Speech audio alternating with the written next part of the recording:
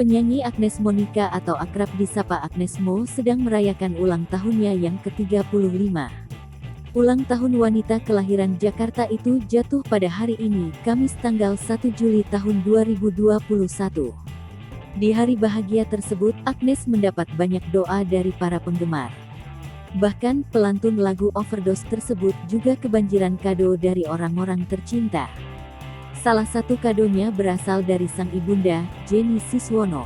Hadiah tersebut berlabel Versace serta di dalamnya terdapat kalung rantai dan peniti emas yang harganya diduga mencapai puluhan juta. Tak sampai di situ, Agnes juga mendapat hadiah sepatu Off-White berwarna oranye bercampur biru.